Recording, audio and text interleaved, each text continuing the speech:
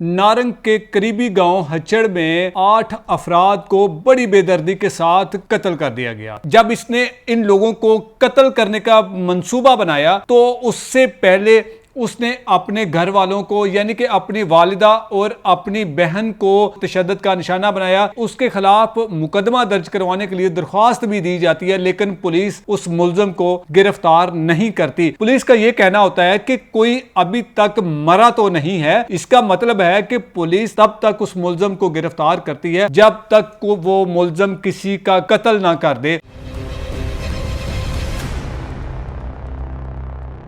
अस्सलाम वालेकुम नाज़रीन, मैं हूं एडी मलिक और उम्मीद करता हूं कि आप भी खैरियत से होंगे। नाज़रीन, एक अफसोसनाक खबर के साथ मैं आपकी खिदमत में हाजिर हुआ हूं। खबर यह है कि कुछ रोज़ पहले नारंग के करीबी गांव हचड़ में 8 अफराद को बड़ी बेदर्दी के साथ कत्ल कर दिया गया। इन 8 अफराद को कत्ल करने वाला जो नौजवान है उसका नाम फैज रसूल है और उसका तल्लक भी पास ही किसी गांव से बताया जा रहा है। और इन अफराद को कत्ल किस तरह किया गया, ये सारी कहानी लेकर मैं आपकी खिदमत में हाजिर हुआ हूं। कत्ल करने की वजूहात कुछ इस तरह की हैं कि ये जो फैज रसूल नामी नौजवान है, जब इसने इन लोगों को कत्ल करने का मंसूबा बनाया तो उससे पहले उसने अपने घर वालों को यानी कि अपनी वालिदा और अपनी बहन को बड़ी बेदर्दी के साथ उन दोनों माँ बेटी को तशद्दुद का निशाना बनाया। तो उन्होंने अपने बेटे के खिलाफ थाना नारंग मंडी में उसके खिलाफ मुकदमा दर्ज करवाने के लिए दरख्वास्त दी है। पुलिस की आप डिठाई देखें कि उसके खिलाफ मुकदमा दर्ज करवाने के लिए दरख्वास्त भी दी जाती है, लेकिन पुलिस उस मुलजम को गिरफ्तार नहीं करती। पुलिस का यह कहना होता है कि कोई अभी तक मरा तो नहीं है। इसका मतलब है कि पुलिस तब तक उस मुलजम को गिरफ्तार करती है जब तक वो मुलजम किसी का कत्ल ना कर दे। तो ये 8 अफराद के कत्ल की जो दास्तान है उसकी तरफ मैं आपको लेकर चलता हूं। फैज रसूल नामी नौजवान जिसकी उम्र तकरीबन 21 साल है और वो अच्छा खासा पढ़ा लिखा नौजवान है कि कोई उसको ये नहीं कह सकता कि ये कोई पागल शख्स है। हाँ, अगर पागल भी हो तो उसको कैसे समझ आए कि मैंने किस तरह इन अफराद का कत्ल करना है और क्यों करना है।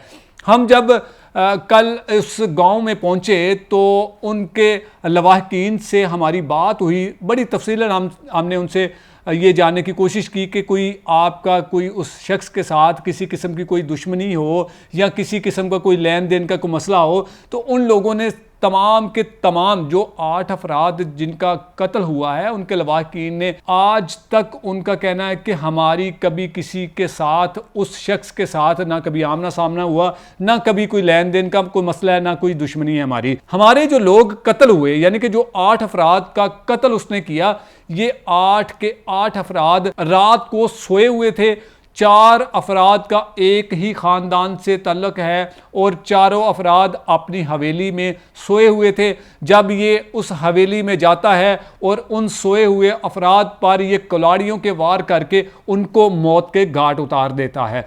उसके बाद नाज़रीन उनका कहना है, उन लवाहकीन का कहना है कि हमारे प्यारों को इसने कत्ल करने के बाद उनके जो प्राइवेट पार्ट्स हैं उनको भी काट दिया।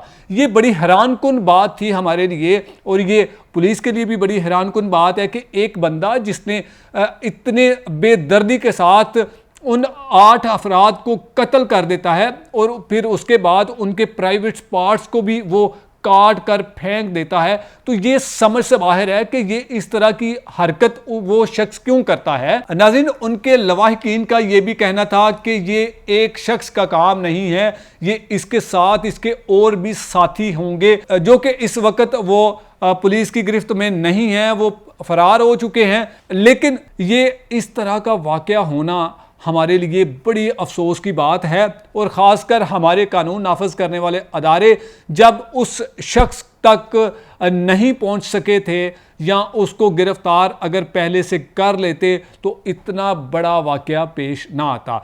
ये जब खबर सोशल मीडिया पर वायरल होती है तो फिर उसके बाद पुलिस और हमारी इंतज़ामिया हरकत में आती है, मौका वारदात पर पहुंचती है और जाए वकूआ का वो जायज़ा लेते हैं और लाशों को पोस्टमार्टम के लिए वो डेड हाउस में भी मुंतकिल कर दी जाती हैं। उसके बाद जो DPO साहब हैं वो मौका पर पहुंचते हैं, फिर उसके बाद उन्होंने जो हालात वाक़या का वो जायज़ा लेते हैं। उसके बाद कुछ लोगों से उनकी बातचीत होती है, वो अपनी इन्वेस्टिगेशन करते हैं, तो उसके बाद जाकर वो अपने पुलिस एहलकारों के ख़िलाफ़ भी एक बड़ा एक्शन लेते हैं।